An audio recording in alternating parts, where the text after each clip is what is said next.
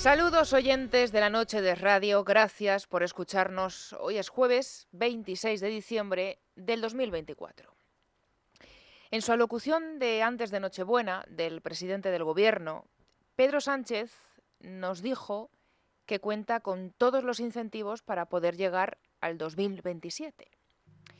También nos dijo que la mayoría, no todos, de los jueces hacen su trabajo, que Álvaro García Ortiz es su fiscal en quien confía todavía más con los informes de la UCO de la Guardia Civil en contra, que no hay oposición en España y que, sin embargo, la democracia ya sí es plena.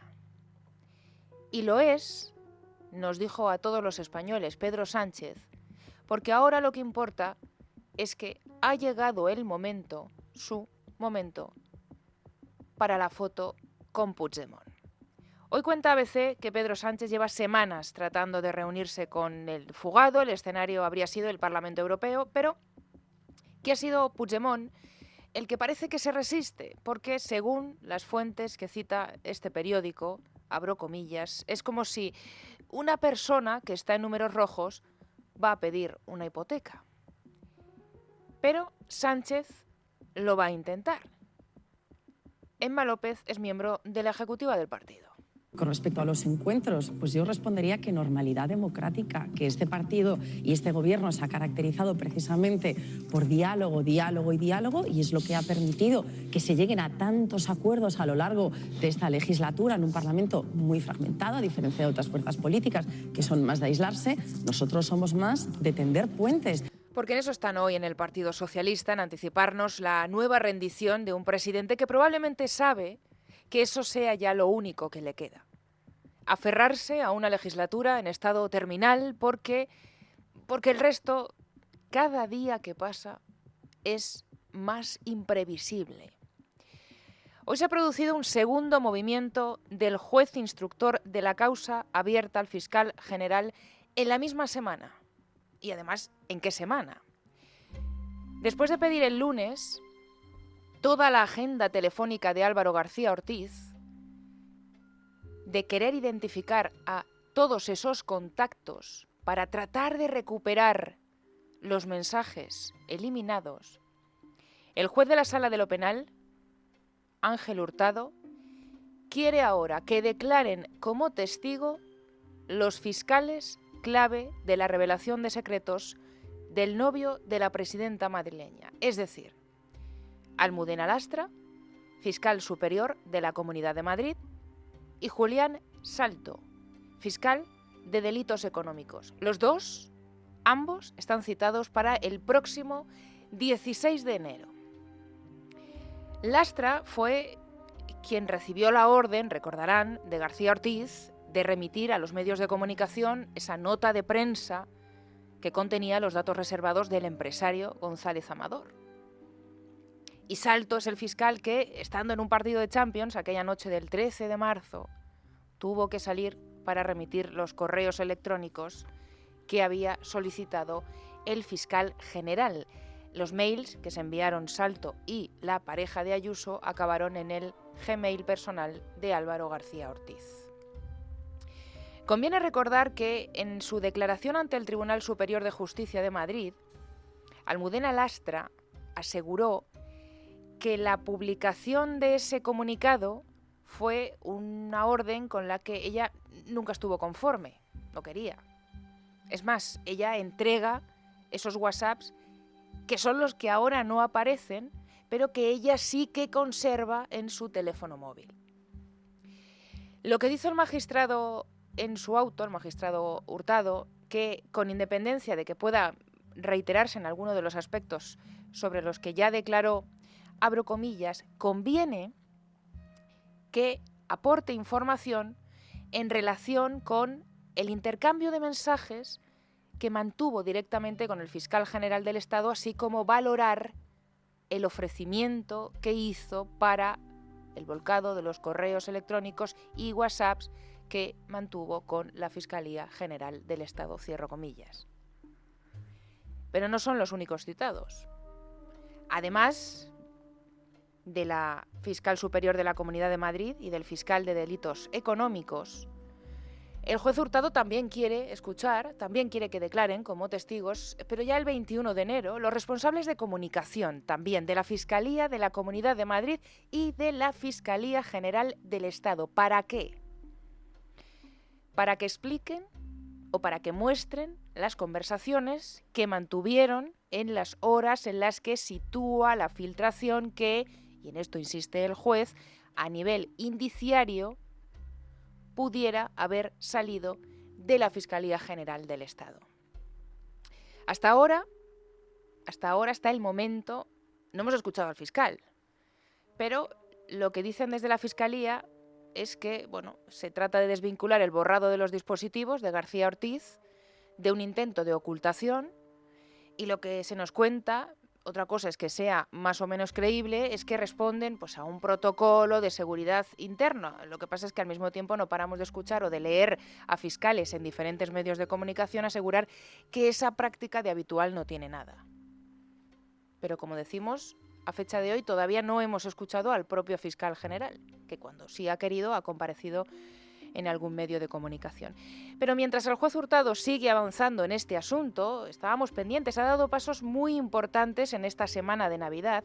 Al menos el fiscal general del Estado sí que podemos decir que cuenta con el apoyo en público del presidente del Gobierno. En su fiscal general del Estado. No pueden decir lo mismo otros miembros del Gobierno sobre los que el silencio en Moncloa ya dura bastante.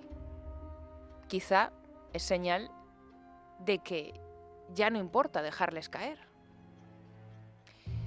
Hoy el diario El Mundo publica nuevos mensajes que vuelven a poner contra las cuerdas al ministro de Política Territorial, Ángel Víctor Torres, que le acercan un poquito más al precipicio. Son WhatsApps inéditos que se cruzaron el propio Torres cuando era presidente de Canarias, y su entonces viceconsejero de Presidencia y ahora actual jefe de gabinete, que es Antonio Olivera y Koldo. El objeto de estos mensajes, el pago millonario de las mascarillas. Esos mensajes, Aldama los iba recibiendo en tiempo real en forma de pantallazos y acompañados de documentos internos en PDF del mismo Gobierno de Canarias, así como de expedientes, también órdenes de pago que nunca habrían o deberían haber salido de la Administración Pública. Toda esta información aparece en el móvil de Aldama y al comisionista le llega por Koldo, que es el que le envía los mensajes y le reenvía toda la documentación que a su vez recibe de la mano derecha de Torres en el Gobierno canario. Bueno, hay un mensaje que es de agosto del 2020, en el que Olivera, el entonces viceconsejero de Presidencia y ahora, como les decimos, jefe de gabinete de Torres, le hace saber a Koldo que ya está hecho el pago de las mascarillas. Para que confíe y se quede tranquilo, Olivera le reenvía el WhatsApp que poco antes le había mandado el viceconsejero de Hacienda canario. Y abro comillas, pagado hoy, les llegará a la empresa mañana o el lunes, cierro comillas. Koldo le respondió pidiéndole que agilizara el pago todo lo posible. ¿Es imposible que llegue hoy?, le pregunta. Otro de los mensajes interceptados en el móvil de Aldama es del propio Ángel Víctor Torres, reenviándole a Koldo el mismo mensaje del viceconsejero de Hacienda y añadiendo, abro comillas, los 5 millones, el resto arreglándolo Olivera para pago inmediato, cierro comillas. Estas comunicaciones se prolongaron durante al menos 4 meses. Ya les contamos las últimas novedades el lunes, también adelantadas por el diario El Mundo. Esa conversación entre Ángel Víctor Torres y Koldo. 4 meses de mensajes de julio a noviembre de 2020 y durante todo este tiempo Torres le dice a Koldo que una vez hechos los pagos él dormiría tranquilo.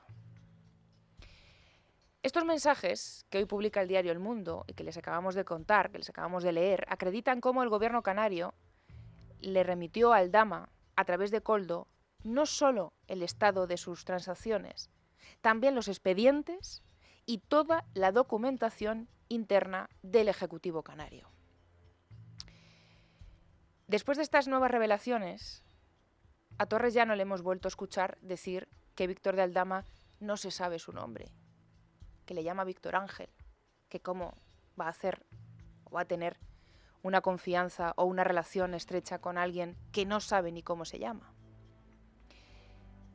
Pero en realidad, en su comparecencia en el Senado el 28 de noviembre, el ministro ya trató de adelantarse a lo que ahora vemos que estaba a punto de salir.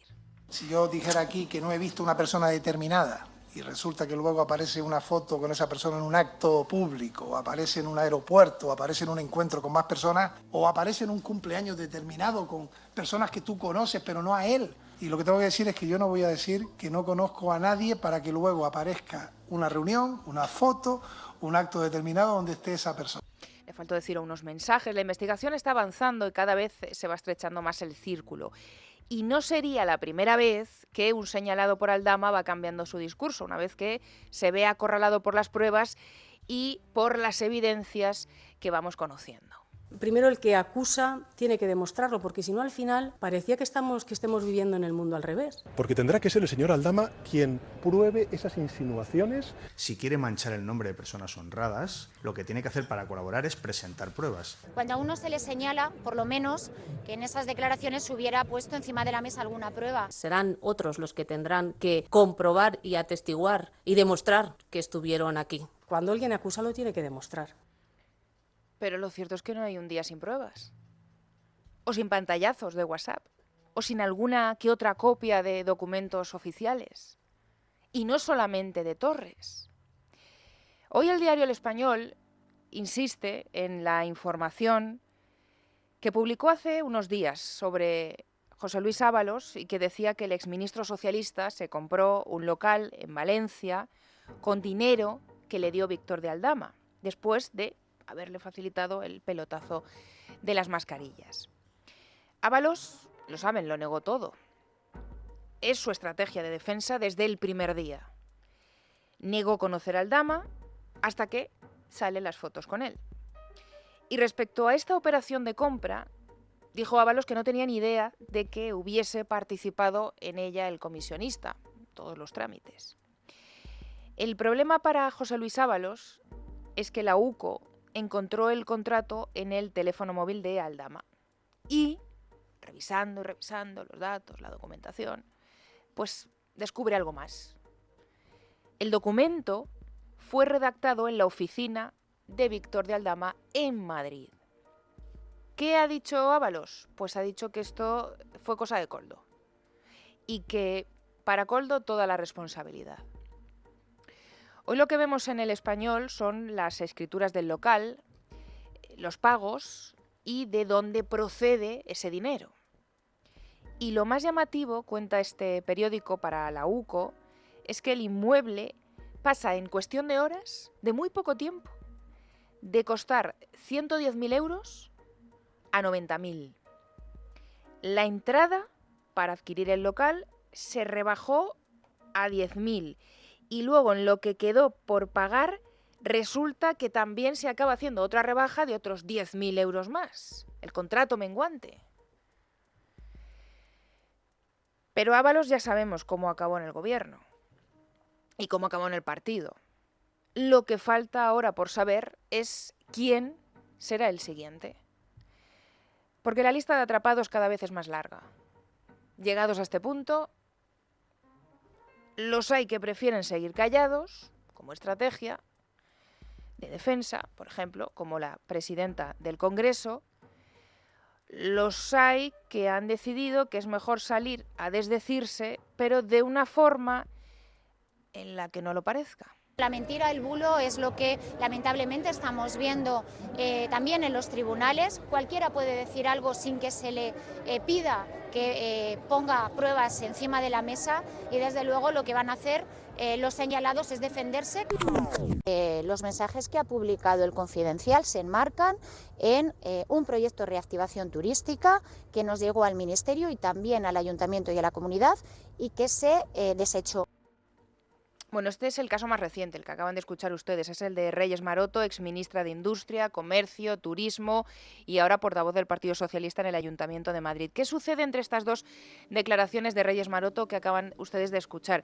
¿Por qué un día habla de mentira y bulo y después pasa a reconocer que sí que hubo contacto con Aldama? Bueno, pues esa marcha atrás obedece a que El Confidencial hizo públicas las capturas de pantalla de los mensajes que Maroto le envía al comisionista. Buenos días, Víctor, y disculpa el retraso, son días complicados en mi ministerio. Le he pasado tu contacto al nuevo director de Tour España para que se ponga en contacto contigo. Y de ahí esas declaraciones que acaban ustedes de escuchar. Pero no es el único caso. Hay quien también ha vuelto a salir a matizar un poco el discurso. Por ejemplo, la ministra y vicepresidenta María Jesús Montero. Nunca, jamás ha habido nada de lo que este señor ha dicho y nunca, jamás, ni se ha producido contacto, ni se ha producido reunión de nadie con este señor. Pongo la mano en el fuego por Carlos Moreno. El Gobierno tiene contactos frecuentes con las empresas. Es que ¿qué gobierno cierra las puertas a que las empresas puedan trasladar desde su preocupación, sus perspectivas de crecimiento, eso todos los días y cada día? Y tiene que seguir siendo así. Llegó a decir, no va a ser el gobierno el que ponga un muro con los empresarios. Montero pasó de negarlo todo, ese nunca jamás se ha producido ni contacto ni reunión, a admitir que al final fueron, 4 reuniones de su mano derecha con Aldama porque poco menos que no tenía más remedio, que los ministerios tienen que estar para eso, para reunirse con empresas. También ocurrió con Koldo y, con varios asuntos, pero en concreto respecto a este que acabamos de escuchar, respecto al jefe de gabinete de Montero. Y cuando sale de la cafetería el señor Carlos, cuando sale, en la puerta, ¿vale?, yo había quedado con el señor Víctor de Aldama y se cruzaron la puerta. No quiere decir que hablaron, ni que se juntaron, ni que nos reunimos. Simplemente que él se marchó a trabajar y este señor entró a tomar un café conmigo. Punto. Koldo también pasó de negarlo todo, no lo recuerdo, tengo mala memoria, a tener que admitir, acorralado por el juez y por las partes, que a lo mejor se reunió en un bar con el jefe de gabinete de Montero y que a lo mejor, por casualidad, pues apareció Víctor de Aldama por allí. Y también están los fantasmas, los que no era capaz de ver la portavoz de la Ejecutiva Socialista, Esther Peña. Que el señor Pedro Sánchez no ha cruzado jamás una palabra con el señor Aldama. Nunca. Fin de la historia. Lo que veo es cierta altanería de alguna persona a la que en mi tierra denominamos fantasmas. Desde ese día, 28 de octubre, y una foto nueva en la tercera planta después, no la hemos vuelto a escuchar en la sede socialista. El fiscal general del Estado, Álvaro García Ortiz. La mujer del presidente Begoña Gómez. El hermano del presidente David Sánchez, el ministro Ángel Víctor Torres, la presidenta del Congreso Francina Armengol, el jefe de gabinete de la ministra de Hacienda Carlos Moreno, la asistenta personal de la mujer del presidente Cristina Álvarez, el exjefe de gabinete de la ejecutiva del Partido Socialista y expresidente de Correos, ahora director general de la empresa pública de autopistas, Juan Francisco Serrano, la exdirectora de gabinete del hoy ministro Óscar López, Pilar Sánchez Acera, la directora de comunicación de la ministra de Vivienda, Laura Sánchez, y los ya exsecretarios de comunicación, el último de ellos ha durado 20 días, Francesc Vallès y Jon Antolín. Todos ellos, todos los que acabamos de nombrar, aparecen en las investigaciones que desarrollan los jueces Juan Carlos Peinado, Leopoldo Puente y Ángel Hurtado. Son cargos del gobierno, excargos del gobierno y el entorno familiar del presidente del gobierno. El lunes Pedro Sánchez nos dijo que tenía todos los incentivos para llegar al 2027. Sobre la fragilidad, no fragilidad, yo creo que es importante ser conscientes de que este gobierno, como ha hecho o como hacen los buenos equipos, compite al máximo nivel desde el minuto 1 al minuto 90. Nosotros no damos un balón por perdido. Nosotros salimos a ganar cada partido. No salimos a especular, no salimos a empatar. Una cosa podemos decir, después de leer lo que acabamos de leer, que desde luego de alineación judicial no va nada mal el gobierno. Son las 8:22 de la noche. Vamos a hacer una pequeña pausa, volvemos enseguida, les vamos a contar todas las noticias de este jueves 26 de diciembre. Por ejemplo, que hoy agenda del gobierno han tenido solo 3 ministros de 22. Que una de ellos ha sido Margarita Robles y sí, que ha vuelto a Valencia. El domingo se cumplen 2 meses de la riada, de la tragedia en Valencia, 222 fallecidos. 7 más en Castilla-La Mancha y otro en Andalucía. El presidente del gobierno todavía no ha vuelto a Valencia. No lo hizo para el funeral, no lo hará seguramente antes de finalizar el 2024. Ahora se lo vamos a contar y también vamos a escuchar las palabras de la ministra Margarita Robles. Pero antes, escuchen también la columna de Agapito Maestre.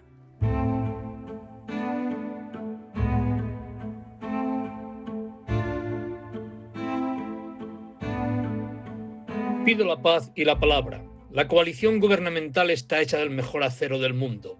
Ningún socio de Sánchez ha abierto la boca ante la corrupción que asedia al gobierno. La cosa es grave, pero es aún más grave su silencio ante la inhibición sanchista en la tragedia valenciana. Es necesario no olvidar nunca qué pasó en Valencia. La catástrofe de la zona metropolitana de Valencia debemos grabarla en nuestro cerebro. Tiene culpables. Es menester que todos los españoles tengan claro el significado de la huida de Sánchez de la zona arrasada por el terror de la naturaleza. La tragedia más grave sufrida por nuestro país ha dejado al descubierto el mayor problema de España: la casta gubernamental. Sí, ningún partido político aliado del gobierno ha hecho una leve crítica a la inhibición del gobierno de Sánchez para ayudar a Valencia. Ni un solo político que abreve y trasiegue los predios del gobierno, ni uno solo, se dice pronto, ha hecho la más mínima objeción al comportamiento de Sánchez ante la tragedia de Valencia. He ahí la gran cuestión. Sánchez no está solo. Sus socios mandan. Ha desaparecido por completo la política de Estado dentro de una nación. El Estado ha quedado reducido a mera burocracia y la nación no pasa de ser un deseo de personas bien intencionadas. Nadie espere ya una acción política normal, ni de Sánchez ni de sus aliados. Todo será mediocre y cruel. España siempre dio este tipo de personaje. Nunca tuvimos gente política que uniese la ferocidad al genio. Se trata de la pura arbitrariedad. La política, sí, ha desaparecido. Solo existe el amiguismo, el compadrazgo y lo brutal. Y en este contexto exigir a los políticos agilidad y sensibilidad, como ha hecho inteligentemente Salvador Navarro, presidente de la patronal valenciana, me parece un desideratum abocado al fracaso. La noche de Dieter es radio, con Esmeralda Ruiz.